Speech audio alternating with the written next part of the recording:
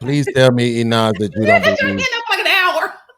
Please tell me that you don't believe Shan when she says that a woman is being a mother and a Put father. little pod down. Go ahead, Enos. I'm begging you, please.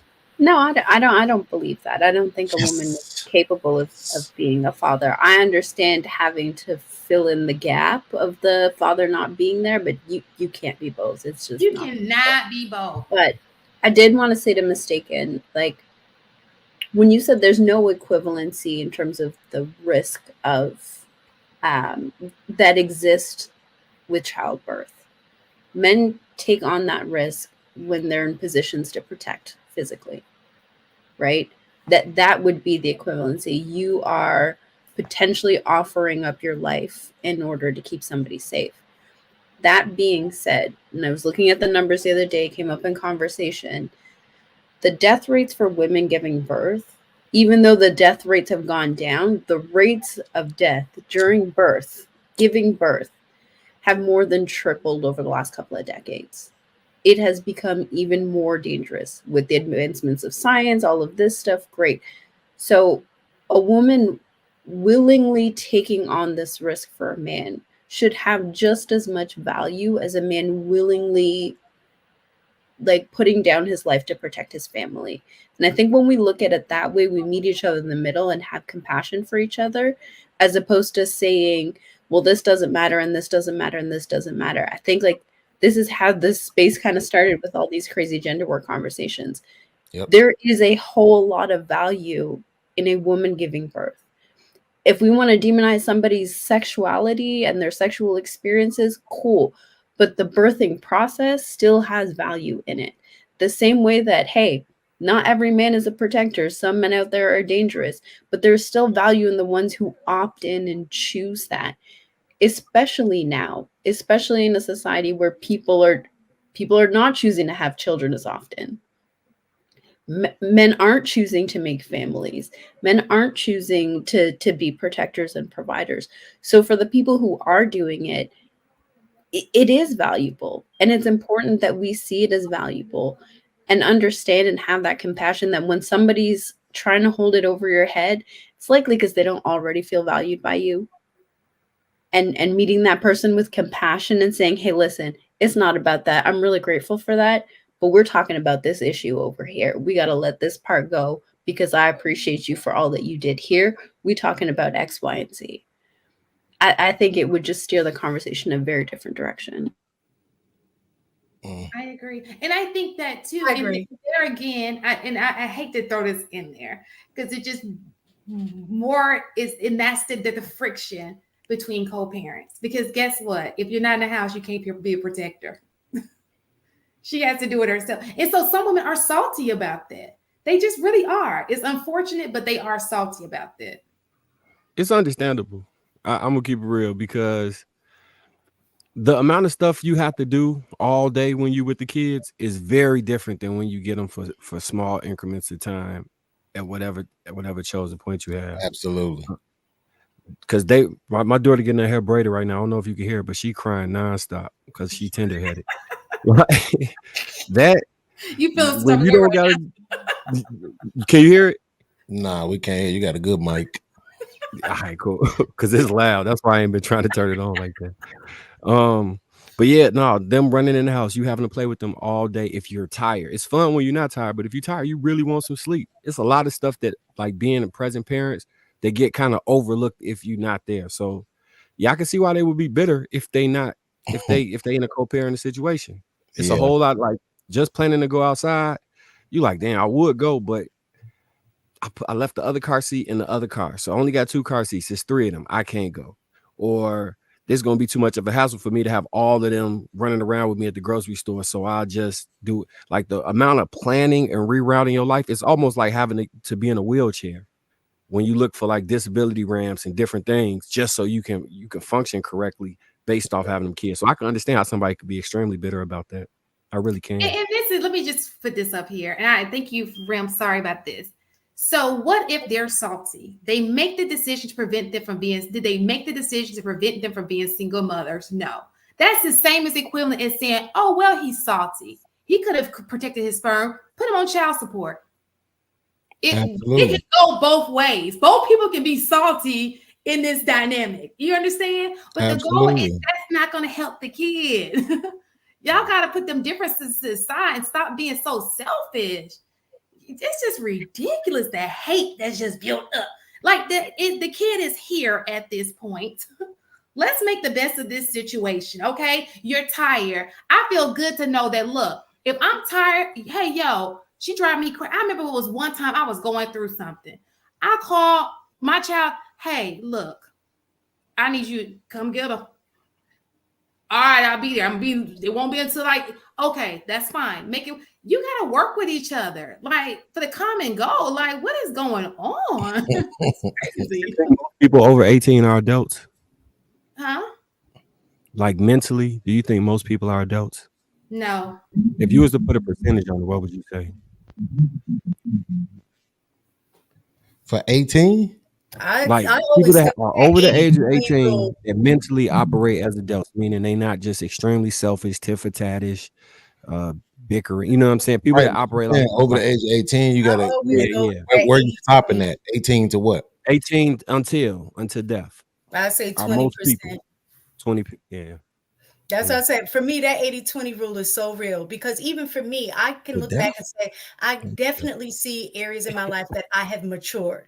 No problem, that I would consider myself as an adult. But there are certain areas that is a continual work in progress for me. Mm-hmm. You know what I'm saying? Where somebody else would be like, that's so immature. Those are areas that I still need to develop. So I don't think, I would say 80-20. Yeah, I know y'all just got off that whole entire, exchange, but I think there's a difference when we're talking about value, because there's not many men that doesn't think that women being able to give birth is valuable. I think sometimes in the statements that men make that cause the triggering effect, we don't actually understand like how what we say can be interpreted multiple different ways, because I think what he was trying to say is not that what you guys do as mothers and being women and doing what you're able to do, we're not saying that's not valuable. Sometimes what guys are saying is it's common. If you're a woman, you have the ability more times than not to actually be able to have children. And then you look at most females, as far as multiple species, multiple different ranges, it's not uncommon that the female would have the ability to have a child. Because if you ask most men, they value women. But when you hear men give their gripes about women, that's when most women will sit here and say, well, you hate women, you don't like women. Like, it's almost as if for a lot of brothers, why is it that women can say whatever they want to say about us, but when we want to say something about y'all, it's like, well, y'all short-sighted, y'all know what y'all talking about, da-da-da, and all this other stuff. So sometimes when men say their comments, it's like, it gets real squirrely real quick when all this person was saying is like, yo, like, it's a common thing that you offer. And I'm not saying it's not valuable, because I definitely want you to have my legacy and have my kids. But you're not the only person or only woman that can offer the things that this other woman is thinking that is special, but it's actually common. XD, have you ever like been a manager at a job or over like in a position of authority in charge of somebody else or a group of people? Yes. Where you managing multiple personalities? Yes. If you like berate that person in front of the other people, how does that go for morale? Depends on the situation. Sometimes you said berate or rate. So what I'm trying to compare it to is if we are in a position of leadership within the household, right? And we from that position irresponsibly talk down to the people that are supposed to be looking up to us, you create morale issues and you create other problems that will exist because your words sting more than somebody that they would feel that, you know, like the employees could talk crazy about the boss together, but if the boss is talking bad about the employees, it's probably a lawsuit coming down. You see what I'm saying? It's in established hierarchy, it's a way we have to conduct ourselves based off of that, so we don't get the same leeway as somebody who can just vent freely at us if there's established hierarchy within a relationship. If there is no hierarchy, then y'all just both throwing snowballs at each other. You understand the point I'm making? Oh, you understand? Go ahead. You can finish ADHD. Well, you understand the point? Yeah, I understand the point, but like the example I think is Okay. like kind of Mhm. wonky, only because like Okay. in regards to leadership, depending on the circumstances that you're in, like Mhm. you want to try to like get stuff out of people, and sometimes you'll push or say certain things to get them to do certain things.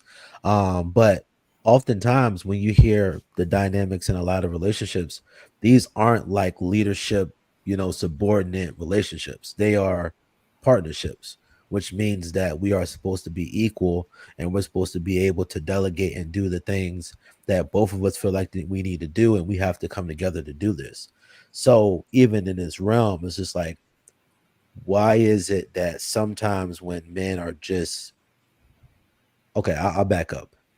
I agree that sometimes when men give their ideas or they say their thoughts or their gripes or their considerations, I can understand how it can be a little short-sighted in how we deliver what it is that we're saying.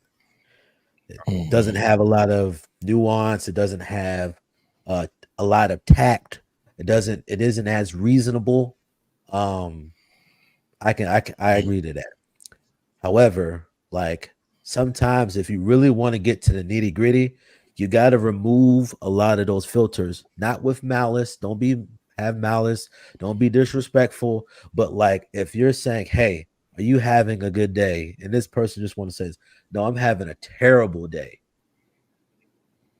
When you having a real moment, whether you're a man or a woman, you know, it's like sometimes I think we should give each other a little bit of grace to understand, like, yo, like how I express myself might be a little harsher than how you express yourself, but I'm having a moment to express myself so I don't go off on you, or I don't do this, or I don't say these things behind closed doors, and then you want wandering around while I don't want to talk to you. Like, I'd rather be honest with you and try to be fair and actually be authentic to you than for me to lie to you.